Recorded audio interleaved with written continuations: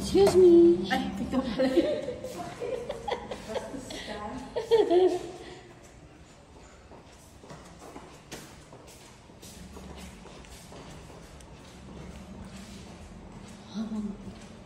Ganda. Gusto ko rin yung ganito, yung parang ano, industrial ano.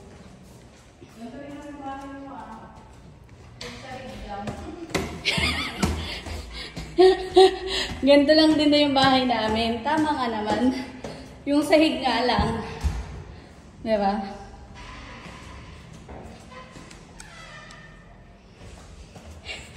Mapang-asar din tong kapatid ko eh.